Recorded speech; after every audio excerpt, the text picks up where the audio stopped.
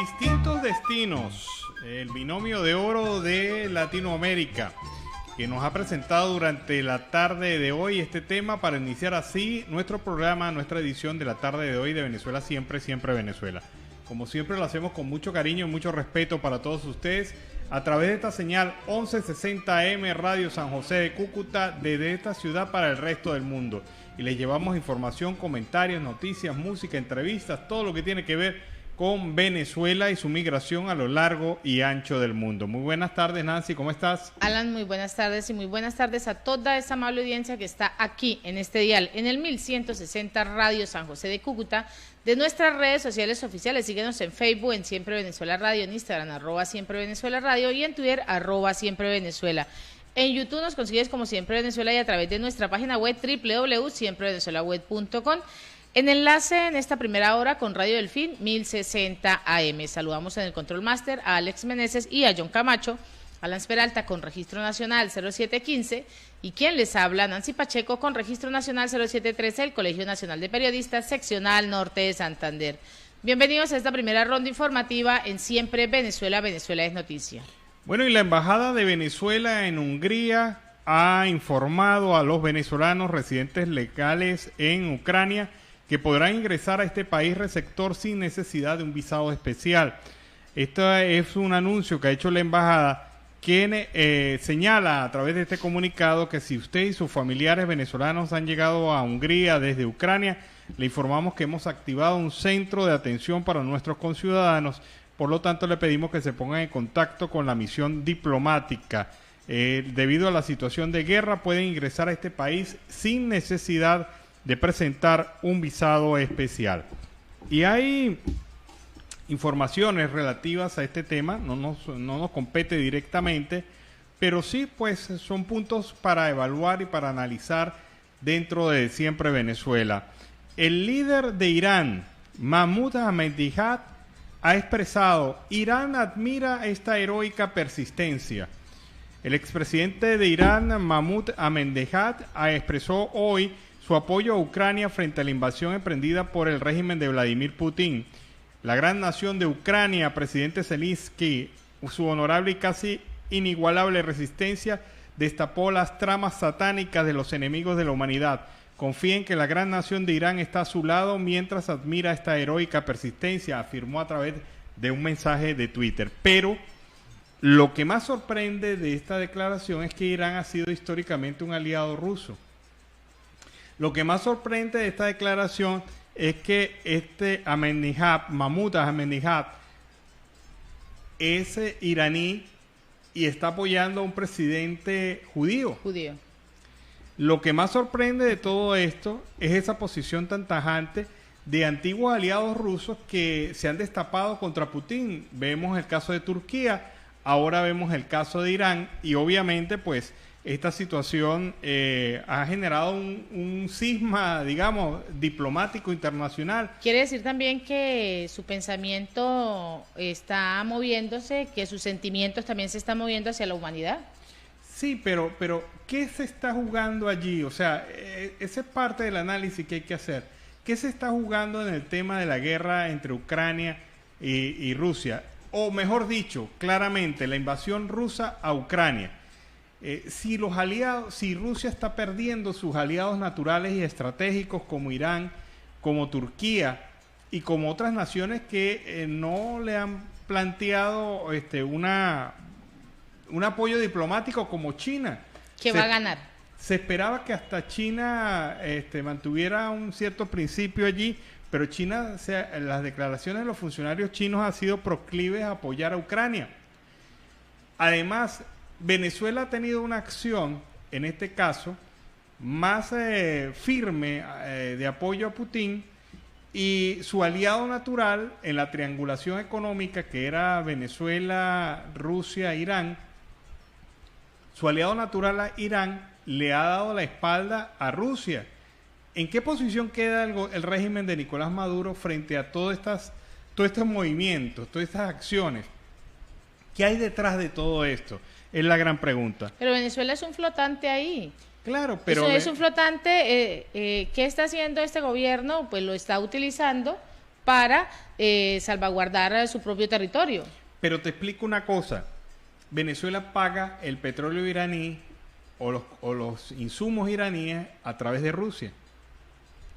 O sea, que toda esta condición que está ocurriendo en el mundo pone a mucho a dudar sobre viejos dogmas y paradigmas sobre el tema de la diplomacia internacional. O sea, están cambiando muchas cosas y de manera tan acelerada que impiden un análisis un poco más serio, más firme sobre esta materia. Mientras esto ocurre, en última hora, Alemania entregó 1.000 armas antitanques y 500 Stingers a Ucrania. La historia se está haciendo porque Alemania era un país absolutamente neutral dentro de este tema de conflictos externos y cuando se involucraba lo hacía de una manera quizás un poco tímida. Pero ahora Alemania ha anunciado dos cosas que cambian también el análisis internacional. Ha anunciado su apoyo a Ucrania y lo manifiesta con armas, con equipos, con soporte, pero también ha llamado a un rearmamiento de Alemania. O sea, Alemania va a fortalecer sus fuerzas armadas ante la amenaza rusa, pero es una Alemania que precisamente en un momento de rearme pues empieza a hacer temblar a todos los demás países de Europa, porque también los demás países de Europa van a proceder a rearmarse.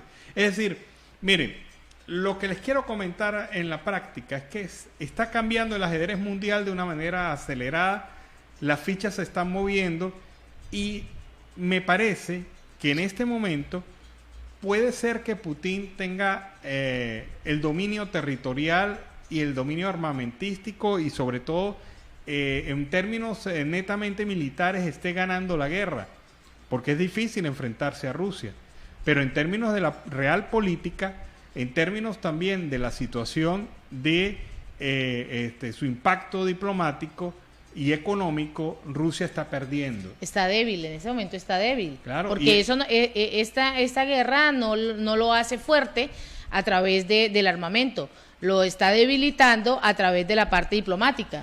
Y vemos también cómo dentro del país, dentro de Rusia, se está conformando una oposición a la guerra que no estaba en los cálculos de Putin. O sea, hay varias cosas allí que sin duda alguna se van a reflejar en los próximos días, pero vamos a seguir con más información. Y el sector privado ha tomado la batuta de los salarios en el país ante la desidia del gobierno chavista, que mantiene salarios mínimos en poco más de $2. Durante el 2021 se hicieron esfuerzos importantes para incrementar la remuneración y ampliar además la masa laboral, pues el ingreso familiar es vital para recuperar el consumo del país. En este sentido, la Confederación Venezolana de Industria ha revelado mediante encuesta coyuntural industrial correspondiente al cuarto semestre del 2021 que los salarios del personal obrero aumentaron en un 76% en el transcurso del año. A inicios del año 2021, el obrero u operador podía ganar estimado entre 78 mensuales. Esta cifra, pues escalándolo en el paso de los meses, ha cerrado con 138, lo que se promedia al sueldo que está actualmente. Por otro rango, la profesionalización, los salarios son mayores, los profesionales y técnicos cobran 64% más que a inicios del año 2021 al recibir unos 283, mientras que los gerentes ganan un 30% muchísimo más a los inicios del año 2021 y además se han calculado estos salarios en 539. Hoy se publica un artículo en el New York Times sobre el gobernador del estado Carabobo, el señor Lacaba. Pues bien, es un comentario positivo hacia Lacaba y sorprende porque lo hace el New York Times. Lacaba es una nueva generación de burócratas en el gobernante Partido Socialista de Venezuela, más joven, más cosmopolita y dispuesto a abandonar la ideología por medidas básicas. Su enfoque ha estabilizado la economía, fortaleciendo al presidente Maduro, ya que algunos de sus consejos han sido asumidos por el presidente de facto. Pero sorprende realmente ver una fotografía de Lacaba en este importante periódico, el New York Times, y sobre todo esa reflexión. Lacaba siempre se ha mencionado como un posible sustituto de Maduro. ¿Será que ya están preparando las líneas en función a esta sustitución? ¿Será que Maduro va a permitir que la cava empiece a ocupar espacio? Incluso se señaló que la candidatura de Vilma Mora en el estado Carabobo, cuando estaban buscando el candidato a la gobernación, fue de alguna manera un intento de algunos sectores del PSV para frenar a la cava. Y ocurre que este señor, que ha sido calificado de cualquier tipo de adjetivo, porque de verdad que es la acción antipolítica en plena expresión humana, un hombre que se ha inventado una fábula política alrededor de un tal Drácula que él mismo interpreta, de verdad que trae sorpresa este análisis que hace el New York Times sobre ese tema. Si ustedes tienen la oportunidad, se lo recomiendo, bajo el título los líderes de Venezuela hacen frente a la vieja guardia y son tecnócratas que buscan el poder. Búsquense este artículo en New York Times para evaluar un poco más con fuerza estos nuevos tiempos de la Venezuela de hoy. Y a esta hora en Siempre Venezuela, Venezuela Siempre, vamos con el primer reporte de nuestro corresponsal Carlos Uzcategui Elmiora.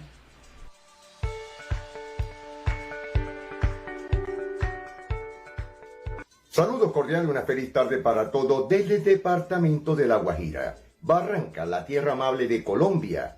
Carlos Uzcategui Elmiora, la voz del Caribe colombiano, para el programa Siempre Venezuela, Venezuela Siempre. Saludos cordiales a Alan Peralta, Nancy Pacheco y ese gran equipo de producción. Si quiere escuchar, leer y volver a ver nuestra programación, ingrese a la www.siemprevenezuelaweb.com. Hoy un tema es directamente desde el departamento de La Guajira, Riohacha, la capital del departamento, con varios temas, sobre todo la capacitación, la cultura y sobre todo los proyectos nacionales e internacionales que están llegando ya al distrito para todos los guajiros y zonas aledañas. El alcalde distrital de Riohacha, departamento de La Guajira, se articuló con el Ministerio de Cultura y la empresa privada para la ejecución de proyectos para la transformación de vida, la consolidación del proyecto para el taller escuela de Camarones y la vinculación del sector privado a los proyectos culturales del distrito. Fueron varios y algunos de los resultados que obtuvo el mandatario en su visita al Ministerio de Cultura, con el objetivo de seguir impulsando el sector cultural del distrito de Riohacha, departamento de La Guajira. El alcalde metropolitano José Ramiro Bermúdez se reunió con la ministra de Cultura, Angélica Mayolo Obregón, y miembros de ese gabinete en una mesa de trabajo donde se abordaron varios proyectos que vienen formulando la administración para el bienestar de cientos de riohacheros. La intervención en Riohacha sería muy significativa en términos de mejoras en condiciones de vida de muchos niñas y adolescentes que se están formando en procesos culturales. Así se espera que el gobierno pueda conocer la necesidad a detalle e interesarse en esta iniciativa de Riohacha, que seguramente será de gran importancia para el país. Así lo expresó la ministra de Cultura, Angélica Mayolo. Uno de los puntos importantes que se abordaron durante la reunión fue el proyecto del taller escuela para el corregimiento de Camarones, y en ese sentido, Saheidi Hinojosa, que es la coordinadora nacional del programa de escuelas taller del Ministerio de Cultura, presentó el render de la recuperación y remodelación de la iglesia San Lorenzo, la que se convertirá en un escenario de formación alrededor del arte y el oficio de la cocina tradicional, para así poder transmitir conocimientos ancestrales. En cambio, la alcaldía distrital está trabajando en la adquisición de los recursos para ejecutar un proyecto que estaría listo en 6 meses.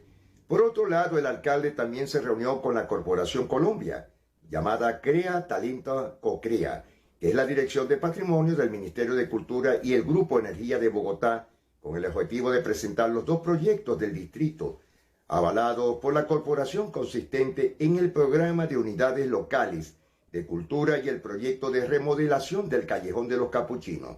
Por su parte, el mandatario local, Bermúdez Coté, sostuvo que a lo largo de los años Riohacha ha tenido empresas multinacionales que han intervenido en el marco de su responsabilidad social. Pero en esta ocasión es para nosotros muy valioso que esos recursos sean destinados a temas culturales, extendiendo la expresión artística como el rescate de muchas vidas y que también sirva como alivio en la economía de los hogares.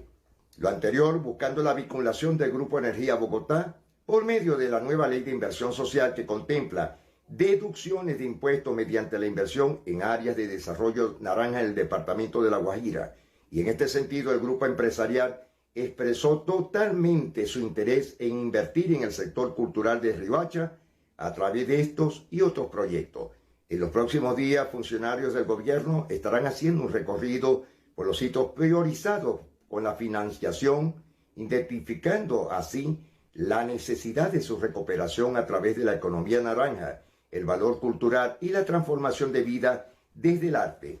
En medio de esta agenda, los funcionarios han identificado la Casa de Aduana como posible tercer lugar de intervención. Bueno, y hoy cambiando el tema, miércoles de ceniza, tenemos en la historia tradición y con un apretado abrazo al profesor, historiador, abogado, profesor universitario Pablo Aure.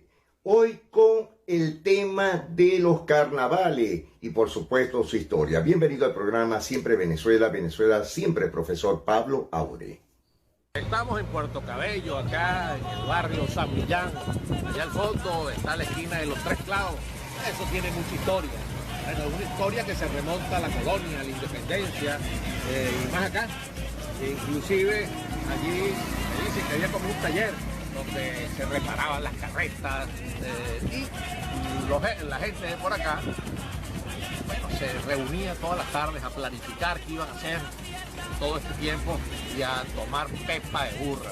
Era una bebida que acostumbraban a tomar mucho por acá. Pero acá el sector San Millán es famosísimo, sobre todo en épocas de carnaval. Están los tambores de San Millán y aquí se da lo que anualmente se denomina el baile de la hamaca. Comienza el lunes de carnaval con el velorio del muerto, del ser querido, bueno, ese que era como el Casanova, pues, de la zona, que tenía romance con todas aquellas mujeres. Y bueno, se velaba en la noche, simbólicamente. Aquí ahí donde ven ahí esta figura, que ese es uno de los fundadores de los tambores de San Millán, o de las costumbres del baile de la hamaca, descendientes de personas curazoleñas, de los Pietri. Pues bien, allí el día lunes de carnaval comienza el velorio con tambores y esto, y luego pasean en una hamaca a quien simbolizan el muerto, y luego lo pasean por todas estas zonas, y el martes es el entierro del muerto. Bueno, esto se llena de gente, es un río de gente, una tradición que tiene casi 100, ya este año cumple 150 años, aunque los tambores como fundación, como organización, Tambores de San Millán, este año cumplen 45 años. Bueno, esto forma parte, ¿okay?, de algunas zonas de recuerdo y que la gente debe conocer que existen acá en Venezuela. El barrio San Millán.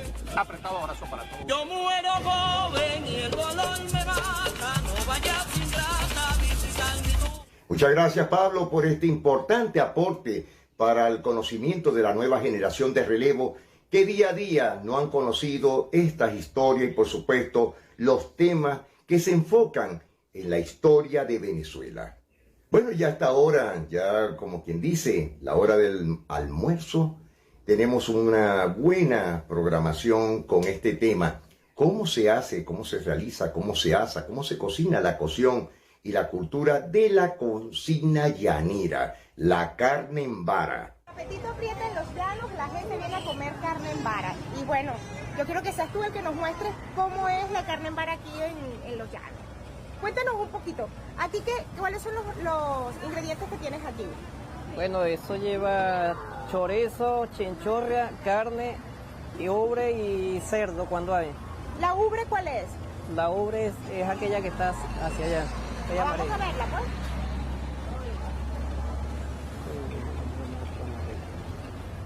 Esta es la ubre. ¿La quieres probar? Sí, claro, claro. Venga, está muy gorda. Entonces la ubre es la mama de la vaca, ¿no? Ajá, esa es la teta de la vaca. La teta de la vaca. ¿Y esta carne, aquí qué tipos de carnes tienes? Bueno, aquí los tipos de carne hay pollo de res, pollo, vaina pollo de res, punta y pecho. ¿Y pecho? ¿Cuánto tiempo tarda en cocerse cada trozo de carne de esto? Bueno, dura, ¿qué horas serán ahorita? Dura como 3, 4 horas para pasar. En cocinarse. Ajá. ¿Y en cuánto tiempo se lo lleva la gente? ¿Cuántos pedazos de carne? ¿Tú vendes toda esta carne hoy? Sí, se vende. Toda esta carne se vende hoy. Cuéntanos, ¿y aquí qué tipo de madera? ¿Es un tipo de madera específica o es cualquier madera, cualquier leña? Bueno, aquí se quema guamo, mora, se quema teca, se quema cualquier leña, guásimo puede ser también. ¿Y eso influye en el sabor que al final tiene la carne? No, pues eso no quiere decir nada, la leña. ¿Y el pollo? ¿También lo preparan de esta misma forma, Ajá, con leña? El pollo se asa por aquí por la brasa y se asa por allá a gas. ¿Qué es lo que qué tipo de carne prefiere la gente? Bueno, pues la gente les gusta que si el pollo de res, bueno, el pecho también les llama la atención también, la punta trasera también. ¿Cuál es la diferencia entre el pollo de res y la punta trasera, por ejemplo? Bueno, el pollo de res y punta trasera, pues, son blanditas las dos piezas. La diferencia es que el pollo de res tiene un sabor y la punta de radero tiene otro sabor, ¿verdad? ¿Cuál es tu favorita? Bueno, la favorita para mí es el pecho. Sí, me gusta mucho. ¿Esa es la que nos recomendarías comer ahora? Bueno, si está blandito, sí. Sabroso a esta hora. Un buen tentempié y unos buenos contornos con la carne en vara a la llanera. Bueno, Nancy, ese es para la dieta del equipo de Siempre Venezuela, Venezuela Siempre. Nos despedimos. Carlos Ucategui, el Ñura, la voz del Caribe colombiano, para el programa Siempre Venezuela. Feliz día para todos. Bueno, yo les puedo contar que aquí hay dos personas que se le hizo agua a la boca. Y con garrita y con grasita y con toda le pedía a Alex. Alex estaba pidiendo y dice chunchurria. Chunchurria pidió Alex. Bueno, con esta información bien sabrosa nos vamos a la pausa comercial y musical del momento. Y al regreso seguimos acá en Venezuela Siempre, Siempre Venezuela. Bueno, un tema bien sabroso a esta hora para iniciar así el segundo segmento de Venezuela Siempre, Siempre Venezuela en la tarde de hoy. Al fin llegaste tú con Martín Elías, sonaba muy bien esa transición musical que imponía con este ritmo vallenato, pero un vallenato con algunos instrumentos y algunas fusiones bastante interesantes. Bueno, y con ese tema iniciamos entonces el segundo segmento de Venezuela Siempre, Siempre Venezuela. Y una familia requiere en promedio de $474 mensuales para cubrir los bienes y servicios, pues el consumo promedio de 61 bienes y servicios de una familia integrada por 3 personas para la fecha 15 de febrero fue de 2.119,85 bolívares mensuales, lo que es un equivalente a $474, tomando como referencia la tasa oficial del Banco Central de Venezuela. Así lo ha informado el Observatorio de Gasto Público del Centro de Divulgación del Conocimiento Económico. Este estudio, que fue realizado por la organización, ha señalado que este nivel de consumo de bienes y servicios exige al menos 212 salarios integrales de 10 bolívares, es decir, poco más de 7 salarios integrales al día. CIDE también indicó que durante la primera quincena de febrero se observó una disminución del 1,89% en los precios de los alimentos, mientras que en términos mensuales la variación generada fue del 1,32%. El resto de esos rublos registró un incremento del 3% en los precios del último mes, a excepción de las áreas de recreación y ocio, así como los productos de higiene y perfumería, que presentaron variaciones superiores al 4,2%. Bueno, y hay un artículo de opinión que presenta El Pitazo, el portal informativo El Pitazo, denominado El lado oscuro de la política, firmado por Marcos Hernández López. Él señala, entre otras cosas, que Venezuela pasa en su aspecto político por una situación de crisis. Es visible la degradación de la política, la conducta de algunos dirigentes que han accedido al manejo de lo público es muy cuestionable. Es el aprovechamiento del poder con la mayor insolencia posible. La corrupción ha alcanzado los más altos índices de descaro en Venezuela. Una muestra de esa descomposición es el manejo de los recursos destinados al programa de alimentación escolar. Hoy la desnutrición en los niños alcanza niveles de escándalo. No olvidemos que ellos son el futuro del país, señala el autor de esta nota. Y mediante el abuso del poder y en ejercicio de la política se han hecho también fraudes electorales, se han cometido injusticias sociales, centenares de violaciones a los derechos humanos, se han saqueado los hospitales, se han asegurado los contratos necesarios para el enriquecimiento de unos pocos, incluso algunos gobiernos regionales y municipales se pudieran estar convirtiendo en agencias de negocios a fin de garantizar la reposición del dinero que invirtieron los elegidos en sus campañas electorales. Todo esto sucede con la complicidad de los organismos de control, que son la pieza del engranaje de los políticos venezolanos. El lado oscuro de la política será siempre movido por una crisis económica. En el caso concreto venezolano hay que observar los indicadores económicos para decir que los índices macroeconómicos del país son muy malos y son rojos rojitos. Otro ejemplo es la hiperinflación, el déficit fiscal, el alto desempleo, entre otros. Venezuela, afirma este autor, el señor Marcos Hernández López, en este artículo, Venezuela es una realidad incoherente. En los diarios se habla de una economía socialista que en la práctica no es más que un capitalismo salvaje. Sin embargo, la contradicción dentro del paradigma marxista es que el gobierno de Maduro ha utilizado abiertamente sus propias fuerzas de dominación para apuntalar una poderosa y pequeña clase social emergente, dueña de las grandes decisiones económicas del país. O sea, según este autor, y yo coincido con él, Venezuela no tiene nada de socialista. Venezuela es un capitalismo salvaje con una burocracia totalmente dedicada a enriquecerse del erario público, sin controles de ningún tipo, y han creado una casta independiente que está muy alejada de la sociedad común y corriente de venezolanos que pasan necesidades y hambre. Y activistas de Fundarredes y miembros de la sociedad civil protestaron el día de hoy en el estado Táchira para exigir la liberación del director de esta organización, Javier Tarazona, quien cumple 8 meses preso tras haber sido privado de libertad en julio del año 2021. Los manifestantes se centraron en una de las principales avenidas de esta entidad, donde usaron la consigna "Las celdas no callan la verdad", para denunciar la detención arbitraria de Javier Tarazona, acusado de terrorismo e instigación al odio. En la protesta documentada en la cuenta en Twitter de Fundarredes participó la madre Tarazona, Teresa Sánchez, quien recordó que el activista desde hace más de 20 años se ha dedicado a defender a los más vulnerables, a ser la voz de los que no tienen voz.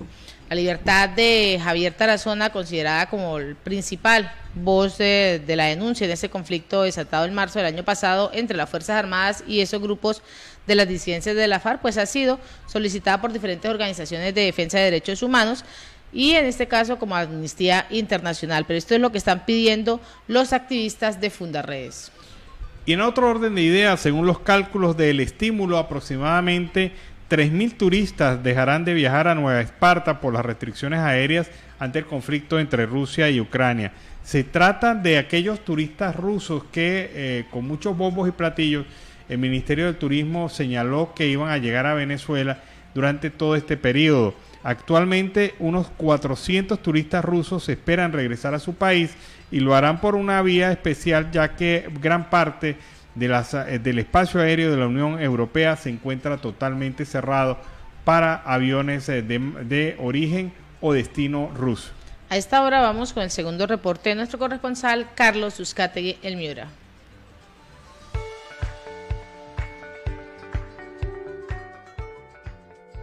Saludos cordiales, una feliz tarde para todos desde Barranca, la tierra amable de Colombia, en el departamento de La Guajira. Carlos Uzcategui, el Miura, la voz del Caribe colombiano, para el programa Siempre Venezuela, Venezuela Siempre. Saludos cordiales a Alan Peralta, Nancy Pacheco y a ese gran equipo de producción a esta hora. Y como siempre lo decimos, si lo quiere volver a ver, quiere leer y quiere saber lo último de las noticias, ingrese a la www.siemprevenezuelaweb.com.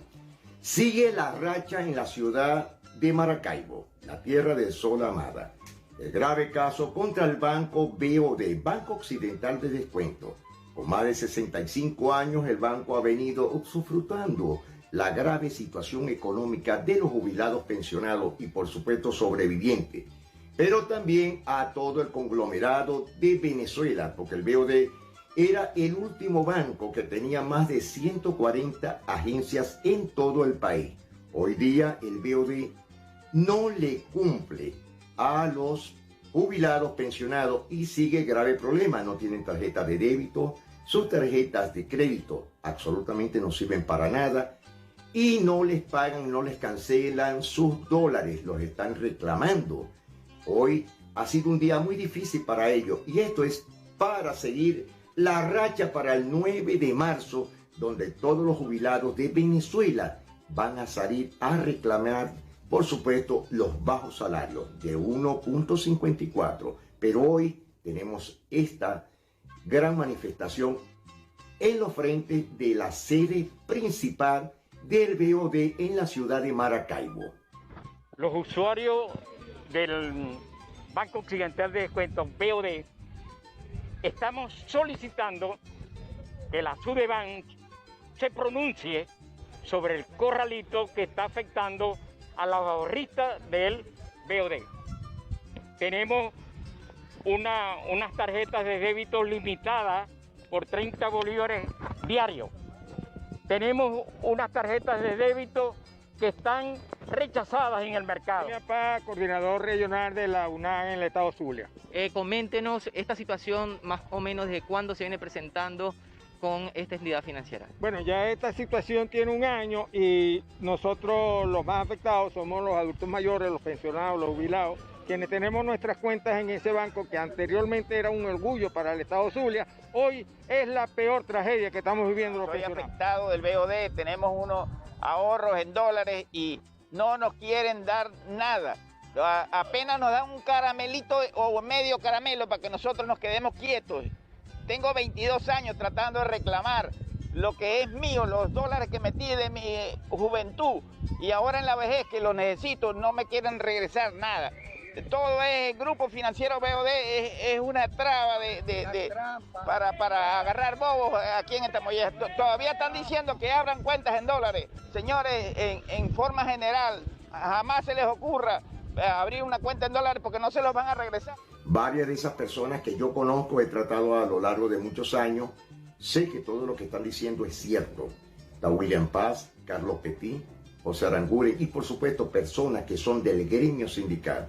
Personas que estuvieron esperando por muchos años que les cancelaran sus activos, les cancelaran sus mesadas económicas en la moneda norteamericana. Hoy día no tienen ni siquiera en su cuenta $5 en nada. Muy lamentable la grave situación que están padeciendo nuestros amigos, nuestros connacionales. Ya no es de Maracaibo, pero de Maracaibo arrancó todo este problema para que se supiera la realidad de lo que está pasando.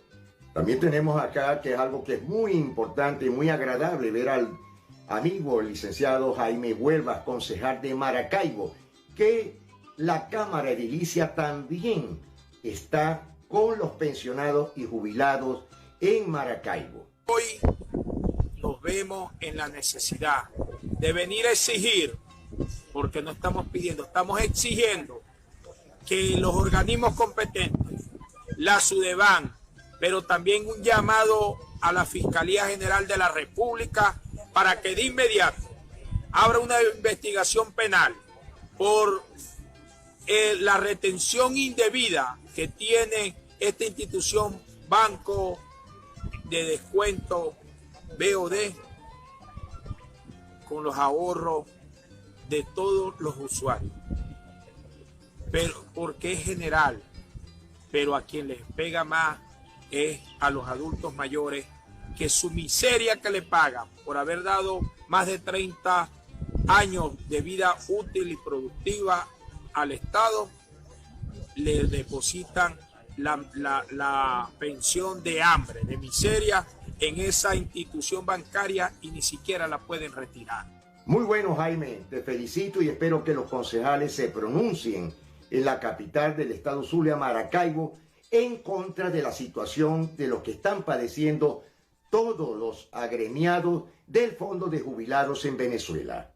Para continuar con la grave situación de los que están padeciendo los gremios a nivel nacional, tengo este escrito de la coalición sindical que nos los envía para el programa Siempre Venezuela, Venezuela Siempre hasta ahora.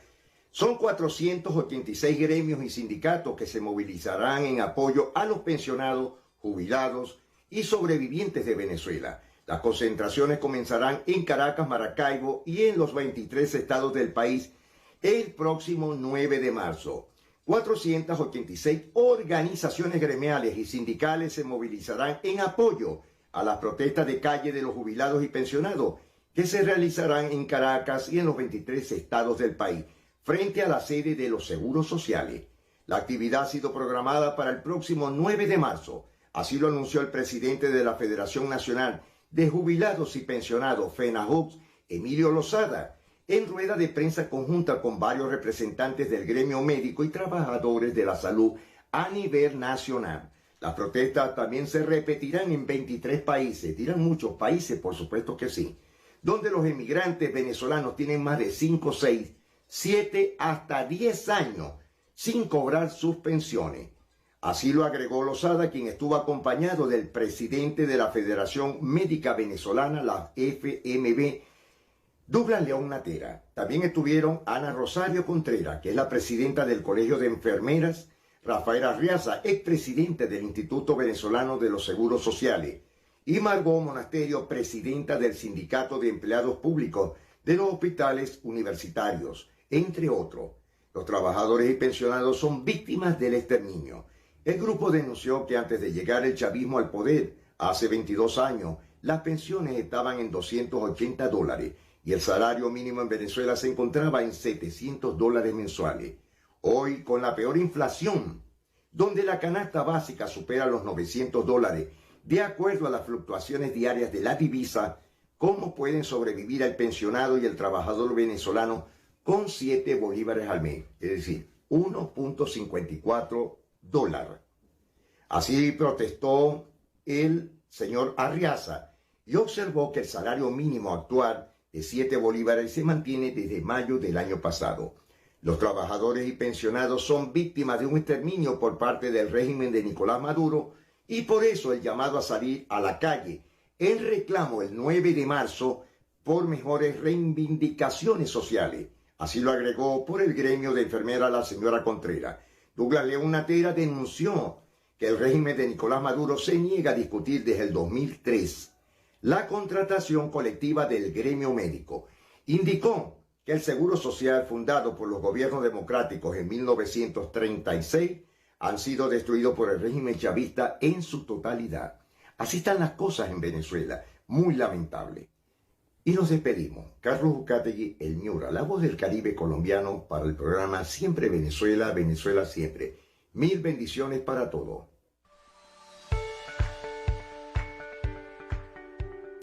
Bueno, y este fue el reporte de Carlos Uzcategui, el Miura, desde La Guajira Binacional. Con ese reporte nos despedimos.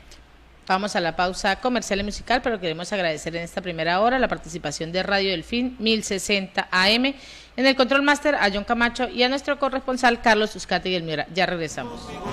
Bueno, un solo pueblo de Venezuela para el mundo, un solo pueblo con este tema, un negro como yo, negro como yo. Qué bien, aquí en Venezuela siempre, siempre Venezuela. Iniciamos con este temazo la segunda hora del programa Venezuela Siempre, siempre Venezuela. Agradeciendo, como siempre, la incorporación a partir de este momento de la señal de 91.5 FM Aruba Estéreo, que se incorpora a esta plataforma comunicacional Siempre Venezuela. Y ya en contacto tenemos en sistema, en línea, a el ingeniero de sistemas, locutor, fotógrafo, escritor y periodista Ronel Infante Santana, quien es el coordinador de comunicaciones de la Fundación SOS Colombo Venezolana. Buenas tardes, bienvenido al programa. Con él vamos a estar conversando unos temas interesantes sobre la migración en nuestro país. Buenas tardes, ¿cómo estás, Ronel?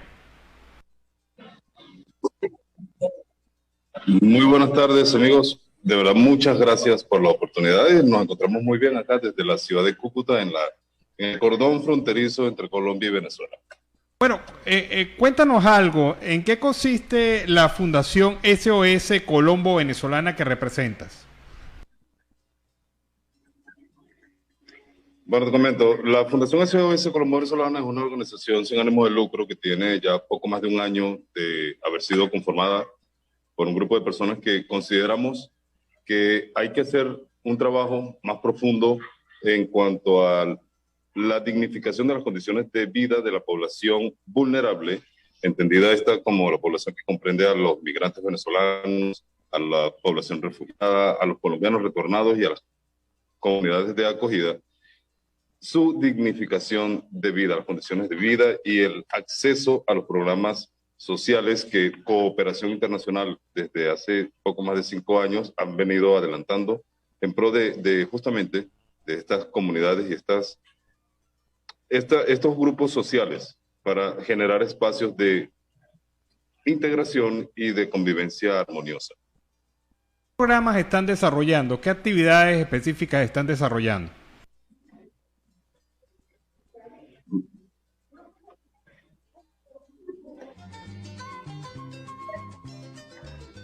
Me temo que te perdí un momento el audio, no alcancé a escuchar.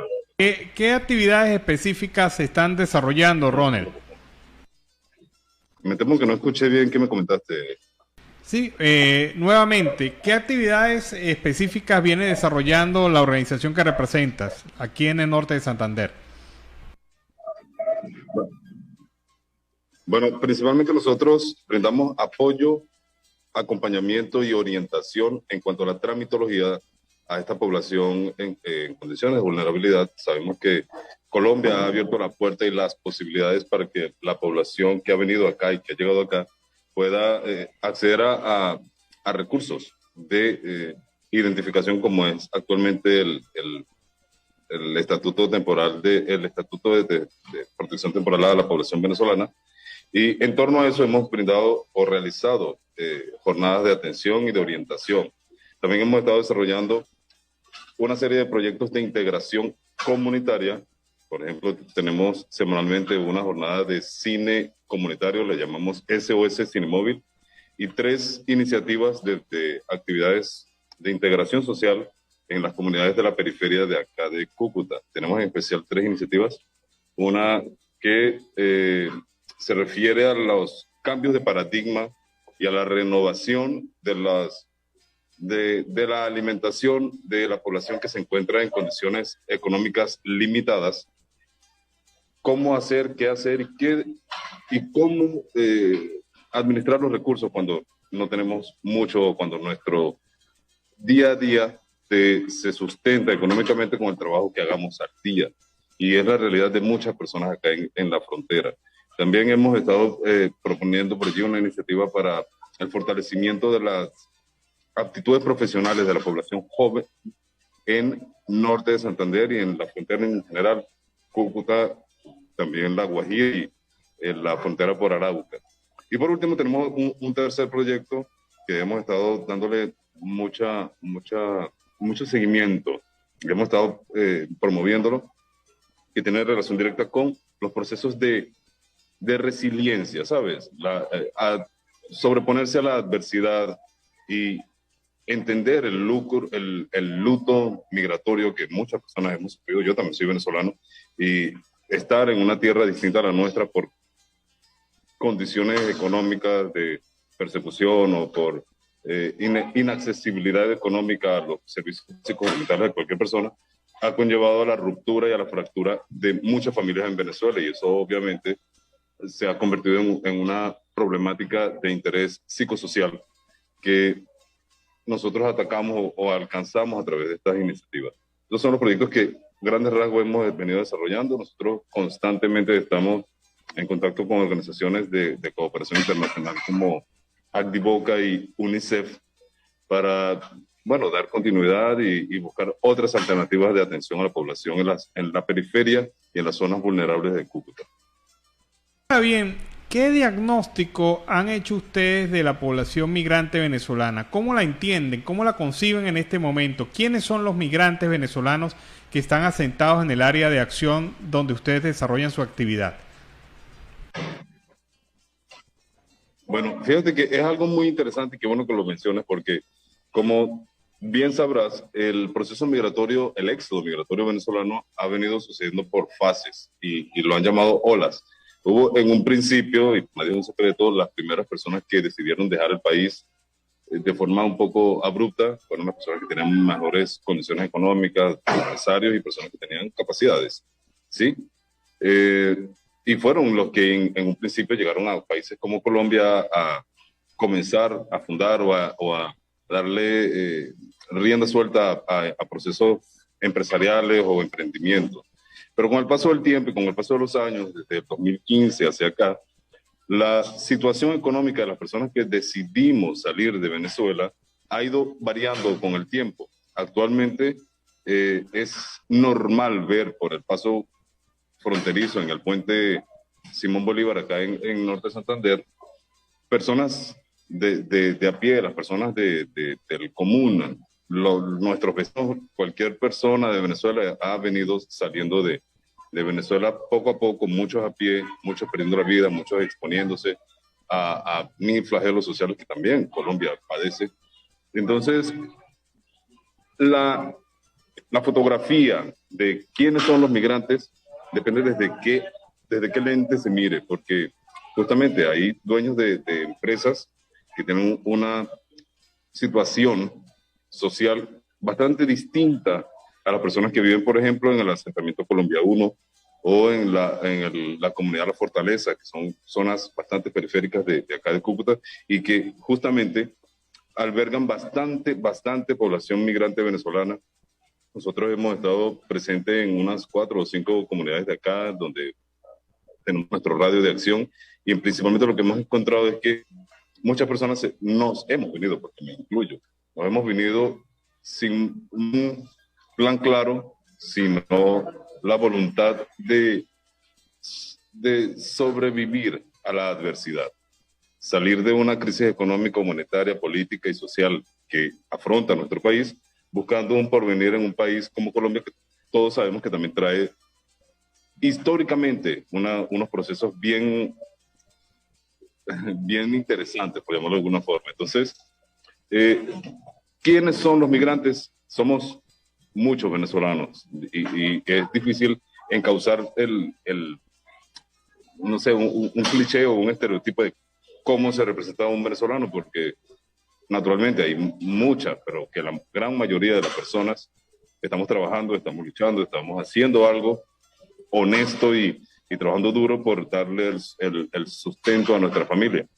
No se puede negar que habrán alguno que otro individuo que no cumple con las conductas normales de una ciudadanía en el extranjero para la venezolanidad, y obviamente estas personas manchan el buen nombre, la reputación y la honorabilidad de todos los que hemos venido, los más de 1.800.000 venezolanos que estamos en Colombia y los cerca de 5 millones que estamos alrededor de todo el mundo. Entonces, hemos encontrado mucha población que se ha venido en muchas madres gestantes y lactantes en la frontera se encuentran acá. He conocido personalmente a un par de personas que decidieron venirse porque sabían que tener a sus niños en Venezuela era someterlos a unas condiciones de vida muy drásticas que se están viviendo allá y que, bueno, quisieron venir y parir, dar a luz acá en Colombia porque esperan que por los procesos obviamente de inclusión social y lo que corresponde a un nacido en Colombia puedan obtener ciertos beneficios, ¿no? En cuanto a la identidad y así poder incluirse entre los sistemas sociales de acá de Colombia. Ha sido una alternativa que algunas personas han decidido hacer, venir y tener sus niños en Colombia, así como nosotros, como muchos han venido a trabajar. Naturalmente, hay quienes se han visto en la necesidad de salir forzosamente de Venezuela contra todo pronóstico, sin muchos planes, o sea, con pocos planes y sin mucho destino en el futuro, pero con la creatividad y los sueños de una mejora presente siempre y luchando todos los días por ello. Fundamentales para los venezolanos en este momento. Un tema se refiere al fenómeno xenofóbico que se está presentando en algunas regiones de este país y en el resto de Latinoamérica. Pero también hay otro proceso que es importante para el venezolano, como es la integración socioeconómica. ¿Cómo evalúa la Fundación SOS Colombo Venezolana esta situación, estos dos aspectos? Bueno, fíjate que es algo también bastante binario poner estos dos temas en la mesa, porque la xenofobia y la aporofobia, que es la fobia a las personas consideradas económicamente inferiores, son reacciones que en cierto modo son naturales. Es natural en cierto modo sentir cierto recelo hacia un desconocido, ¿verdad? Es natural, de hecho, es lo que se nos enseña desde niños, ¿no? No hablar con extraños. Vemos a personas que vienen de otro país, que llegan a una ciudad, y lo primero que sentimos es que son personas extrañas, muchas veces. En norte de Santander sucede algo bastante interesante, y es que el intercambio social y económico histórico de esta región permitió que hoy en día los procesos de integración, la hermandad, y en palabras de un maestro que conocí, Alex Brahim, la construcción de un crisol cultural acá en la frontera, han permitido que los procesos de xenofobia se vean reducidos a la mínima expresión. Además, compartimos una historia juntos. Nosotros como colombianos y venezolanos, somos hermanos, hijos de los mismos padres, simple y llanamente divididos por una frontera imaginaria y política, porque nacimos siendo una misma nación, ¿vale?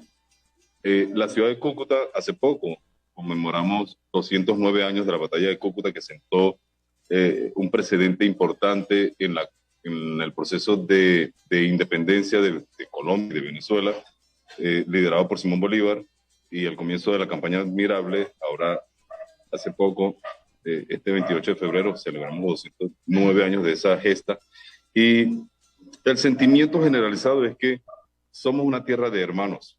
En el pasado, hoy en día aún, muchos colombianos decidieron irse a Venezuela porque las condiciones de vida acá en Colombia no eran las mejores para ellos, y así como nosotros los acogimos y les brindamos las oportunidades que se les brindaron, hoy en día Colombia está devolviendo simplemente, ¿sabes?, el favor de hermano. Cónchale, en el pasado fuimos nosotros, hoy en día son ellos. Somos hermanos, compartimos fronteras, nacimos, bueno, o surgimos de los mismos procesos independentistas con el mismo padre libertador, y lo menos que se puede hacer es brindarle la mano. He conocido a muchas personas en la frontera que incluso comparten vínculos sanguíneos con personas del otro lado, en San Cristóbal o en San Antonio, para efectos de acá de norte de Santander. Durante un tiempo viví en La Guajira y se repetía el mismo fenómeno. Muchas personas de La Guajira tenían vínculos familiares con personas en el estado Zulia. Y naturalmente, ir y venir es un tránsito, pero no es una violación como tal, no es tanto como saltar la frontera, sino que muchas veces el tráfico es para visitar familiares. Entonces, en ese aspecto, la xenofobia no es que no exista, sino que hay muchos más procesos de integración, de aceptación, de convivencia, que las expresiones xenofóbicas y aporofóbicas. Obviamente, hay personas que se encuentran en condición de calle, hay personas que se encuentran realizando trabajo sexual por supervivencia, y pues expresan o muestran una cara que no es mayoritaria de la venezolanidad, pero así como hay estos fenómenos, aquí los hay en todas las partes del mundo, en especial en las fronteras y en las tierras de Latinoamérica. Es un fenómeno que se repite. La integración ha conseguido un apoyo bastante importante por organismos como el Departamento de Desarrollo de Estados Unidos, del pueblo de Estados Unidos, USAID, organizaciones como Antiboca, UNICEF, OIM y otra treintena de organizaciones internacionales que están apoyando y apostándole a la integración y a los procesos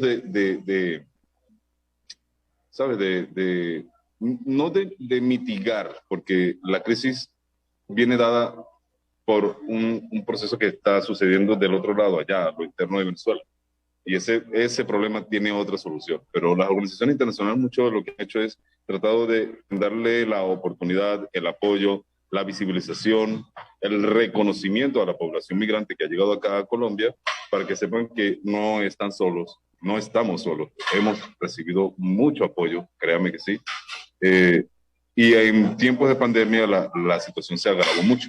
Entonces, así como se agravó la situación a partir de 2015 para acá y con la pandemia, también se ha aumentado el músculo institucional que ha brindado los apoyos o los procesos de integración armoniosa y de convivencia acá en la frontera.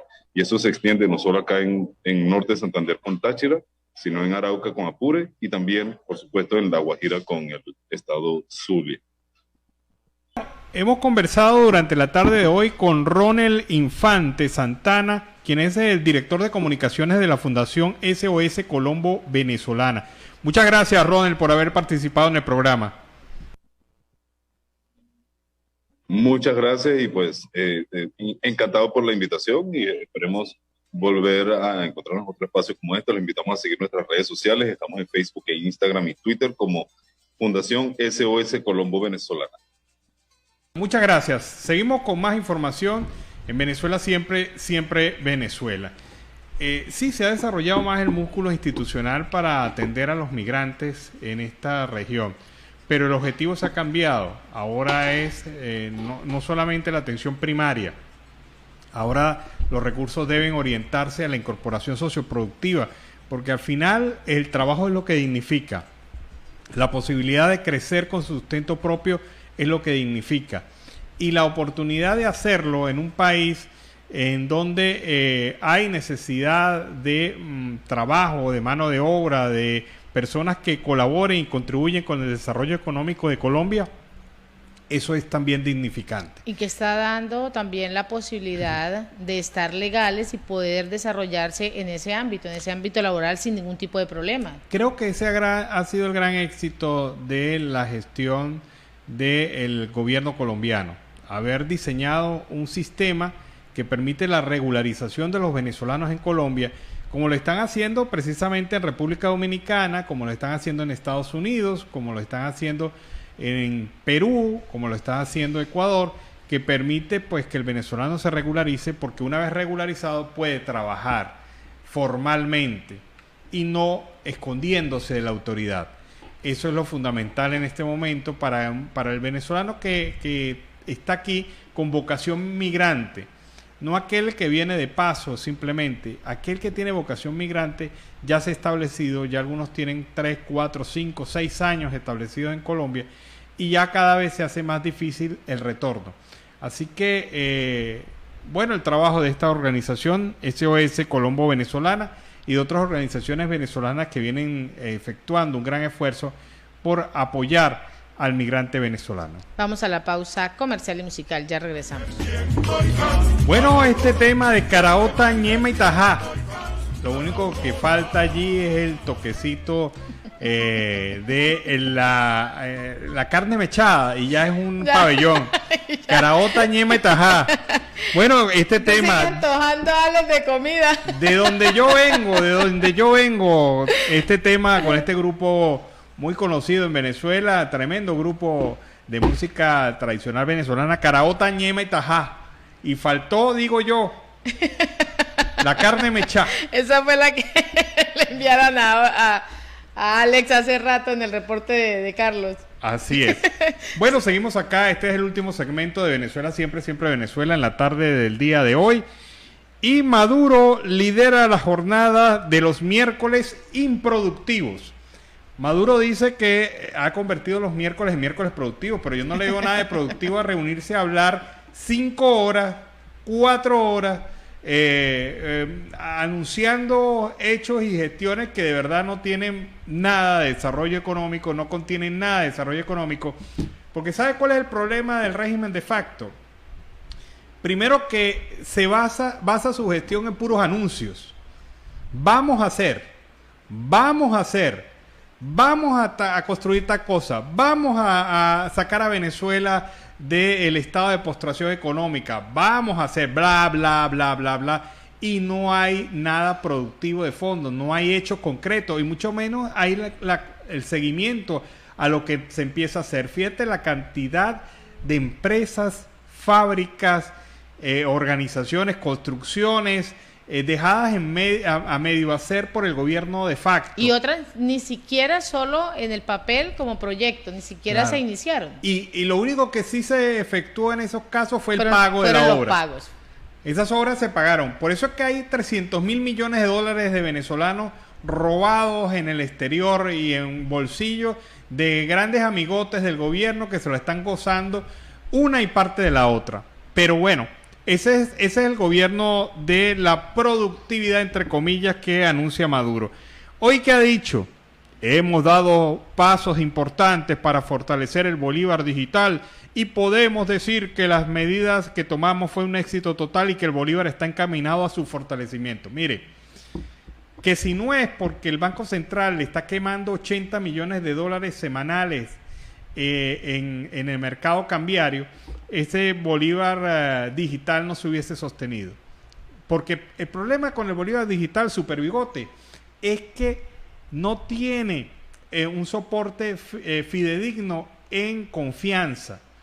Usted puede tener una moneda, pero si esa moneda no tiene confianza, rápidamente la gente se deshace de ella porque no sirve como mecanismo para el cambio.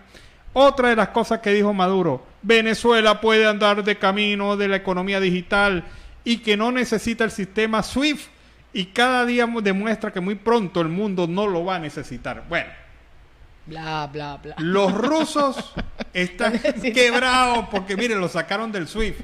Entonces Maduro se cree más que los rusos y dice: Venezuela no va a necesitar el SWIFT. No le necesita. ¿Y cómo hacen ustedes sus negocios truculentos en el exterior? Dice Maduro: miren lo que están haciendo en Rusia. Es un crimen lo que hacen contra el pueblo ruso. Una guerra económica. Lo sacaron del SWIFT. Le cerraron el espacio aéreo. Le prohibieron el uso del dólar. No se lo prohibieron. Sino que simple y llanamente el dólar está valiendo más que el rublo, que es la moneda rusa. ¿Sabe cuánto vale el rublo frente al dólar hoy? 1 centavo de dólar. 1 centavo de dólar. Dentro de poco vamos al mismo destino del Bolívar fuerte, el Bolívar antiguo, el Bolívar protozoárico, no sé qué nombres les colocan ustedes, y el Bolívar digital. Y el tema es, no es que lo que hacen contra el pueblo ruso, la guerra que hacen contra el pueblo ruso, es la guerra que Rusia inició contra Ucrania, y ahí vienen las sanciones por a buscar quebrar un país democrático e institucional. Los problemas del mundo hay que resolverlos por la vía diplomática, hay que preservar la paz por la vía política, por la vía de la paz. O sea que apuntar unos misiles, apuntar y hacer caer bombas de racimo, hacer una acción de guerra, invadir un país, ese es un gesto de paz. Ni que llevaran flores, por lo menos que llevaran flores, pero no llevan ni siquiera flores, lo que llevan es bala, armas, muerte y destrucción para el pueblo ucraniano. Entonces, ha sido, como yo lo dije en un principio, un miércoles improductivo de Maduro. Y hablando de Nicolás Maduro, el diputado Franco Casella asegura que la Asamblea se avergüenza ante la postura del régimen sobre esta invasión de Rusia a Ucrania. Escuchemos. El diputado Franco Casella aseguró que la Asamblea Nacional se avergüenza de la posición pública ejercida de manera autoritaria por el régimen al apoyar la invasión rusa a Ucrania. Venezuela no es una jinetera al servicio de Rusia o de sus intereses comunistas. Venezuela es una nación libre, solidaria, de paz, que creemos en la determinación de los pueblos. Denunció que las ambiciones crueles y asesinas del imperialismo ruso ha costado la vida de cientos de civiles en pocos días. Que además han sido víctimas del uso de armas prohibidas expresamente por el Convenio de Ginebra, armas de vacío y explosión que son capaces de consumir el oxígeno y matar de asfixia a miles de ciudadanos. Dijo que el mundo no puede seguir tolerando los crímenes de guerra registrados hasta ahora en Ucrania. Radio Asamblea Nacional es noticia. Bueno, definitivamente noticias feas, noticias malas, pero seguimos con más información. Y bueno, por acá encontramos una noticia buena, porque en medio de tanta noticia mala, pues existen venezolanos que dejan el nombre muy en alto.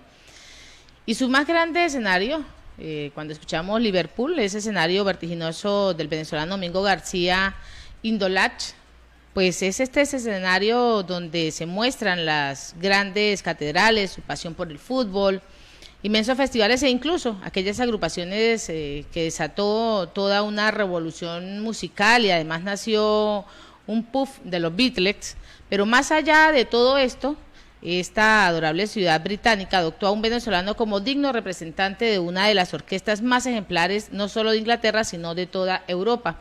El pasado septiembre, Domingo García hizo su debut como director titular de la Real Orquesta Filarmónica de Liverpool, siendo el primer latinoamericano en alcanzar este nombramiento. Sin embargo, el músico caraqueño asumió la responsabilidad con humildad y en esta plática exclusiva que realizó con La Patilla, reveló cómo pasó de ser un músico autodidacta a un ícono influyente en la comunidad internacional.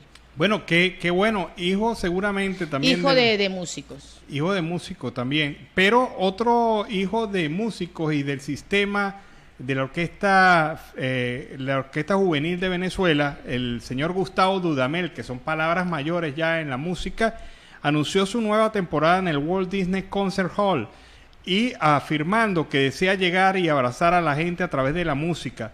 Será un tiempo de reencuentros, de descubrimientos, de nuevas conexiones, con programas que atraviesan comunidades y géneros y abarcan continentes y generaciones. Esa es la promesa que hace Gustavo Dudamel con el inicio de la nueva temporada en el Walt Disney Concert Hall. Y un soldado ruso en horas de la tarde se rindió a los ucranianos y además ellos le dieron comida, té y le realizaron una llamada a su madre. Este soldado ruso se rindió. Enfrente a esta batalla, los ucranianos decidieron darle pues comida, le permitieron llamar a su madre a través de una videollamada. En medio de su contacto con la progenitora, el ruso empezó a llorar mientras varios ucranianos se encontraban a su alrededor. La periodista Anastasia Lapatina mostró su orgullo a los soldados de su país y dijo que quería llorar de lo mucho que ama a su país, al mismo tiempo que afirmó que Rusia envía jóvenes, niños de 20 años a morir a Ucrania. Como en todas las guerras, el promedio de edad en la guerra de Vietnam eran niños de 19 años, muchachos de 19 años, vamos a decirlo así. Y toda guerra tiene ese síndrome de destrucción, de maldad y sobre todo de falta de humanidad. Estos muchachos, incluso leía yo por allí que uno de ellos comentaba que no sabía a quién dispararle porque todos eran iguales a él. Y esa es la verdad. O sea, esa es la triste realidad. Están enfrentando hermanos contra hermanos por una razón política que escapa a su comprensión y a su cotidianidad. Y existe en medio de todo esto algo insólito. Una heladería de Argentina no venderá crema rusa por la invasión en Ucrania. Pues en medio de este conflicto entre Rusia y Ucrania, pues siguen generando noticias a cada minuto y en todos los rincones del mundo, más allá de aquella pues que informa sobre lo que va ocurriendo en el lugar donde se desarrollan estos enfrentamientos, mucha gente se hace eco de lo que ocurre y provoca titulares llamativos con la guerra como disparador. En Córdoba, como no podía ser de otra manera, una heladería dio la nota con una muestra insólita de apoyo a Ucrania. En medio del conflicto que ocurre a unos 13.000 kilómetros de Argentina, un cartel llamó la atención de los vecinos del barrio Cerro de las Rosas y abro comillas, disculpe las molestias, se encuentra suspendida momentáneamente la venta del sabor crema rusa, muchas gracias, cierro comillas. Esto ocurre en esa sucursal de lo cual recomienda la cadena de helados Caserato. El dueño del negocio decidió tomar partido por el conflicto bélico, haciendo pues lo que tenía a su alcance, realizar una muestra de repudio hacia esta guerra. Esto pues es lo que ha ratificado hasta el momento. Bueno, y vamos a escuchar el reporte de Oliver Luyano, el amigo de todos, desde el Arauca Binacional.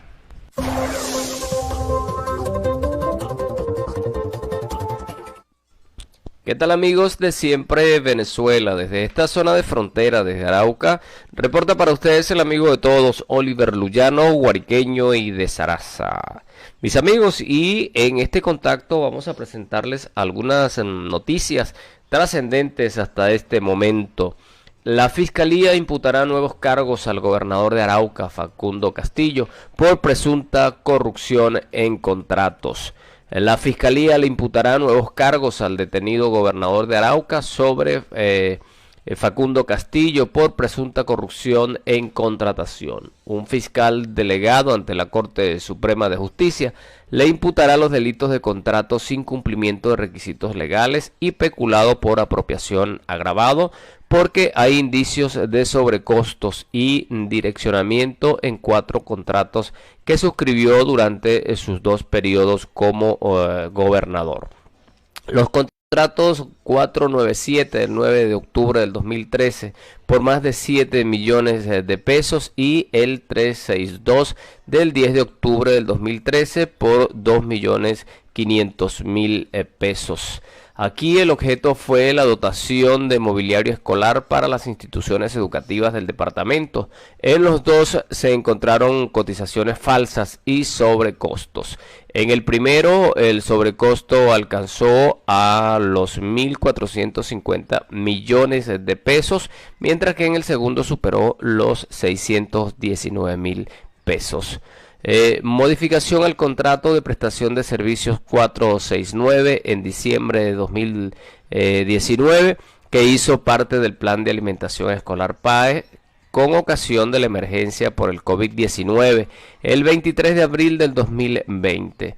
El entonces gobernador cambió el tipo de ración de preparada en sitio por preparada en casa para llegar a 18.036 beneficiarios. Por estos nuevos hechos, la Fiscalía solicitará la imposición de medida de aseguramiento de detención preventiva contra el exgobernador José Facundo Castillo Cisneros, quien ya se encuentra en la cárcel La Picota por presuntamente haber establecido alianzas con el ELN, además de entregarle contratos a ese grupo irregular. Y amigos, el tema de la guerra sigue preocupando a la comunidad internacional. Veamos en esta parte cuáles serían las responsabilidades jurídicas de Rusia tras invadir a Ucrania. El fiscal de la Corte Penal Internacional indicó haber abierto una investigación sobre la situación en Ucrania, evocando crímenes de guerra y de lesa humanidad, luego que Kiev acusó a Rusia ante la Corte Internacional de Justicia de planificar un genocidio. He aquí 5 interrogantes sobre la situación jurídica tras la invasión. ¿Rusia infringió el derecho internacional?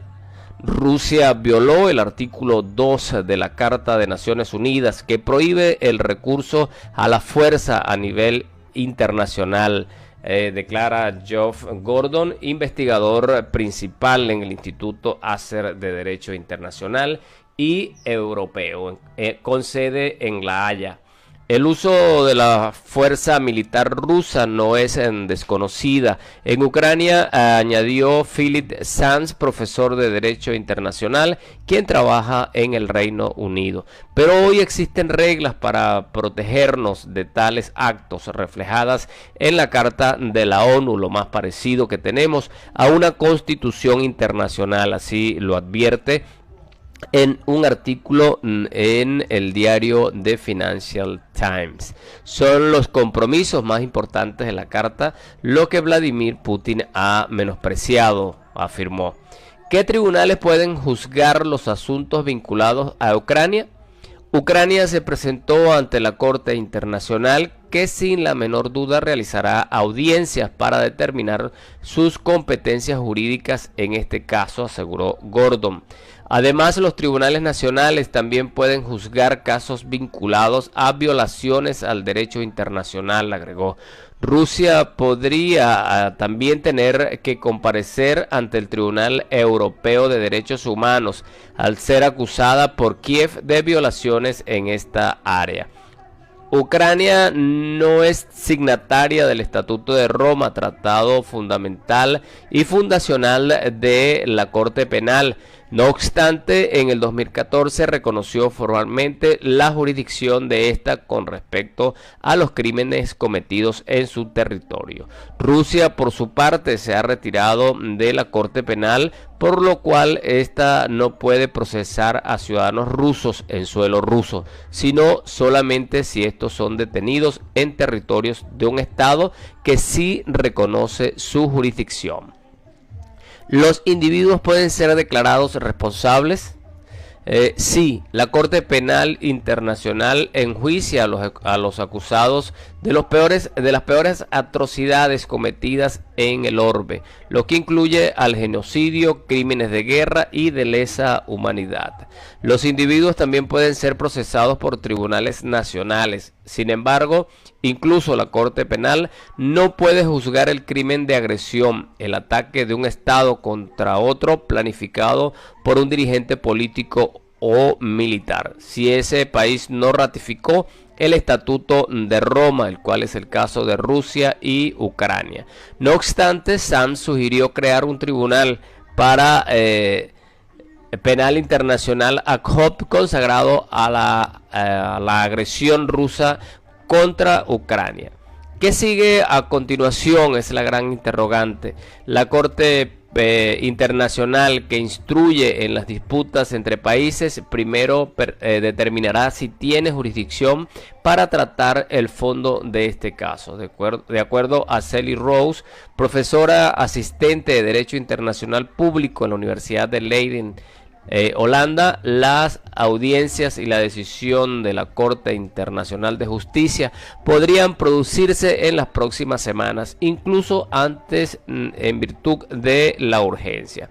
En cuanto a la Corte Penal Internacional, podría emitir actas de acusación si los magistrados determinan que tiene jurisdicción y pruebas suficientes, o si un Estado miembro presenta el caso directamente ante este tribunal. ¿Qué efectos tendrá? Difícil de predecir de acuerdo a los expertos. La Corte Internacional de Justicia, cuyas sentencias tienen carácter definitivo e inapelable, no cuenta con un mecanismo de aplicación clásico para hacerlas cumplir, señala Gordon.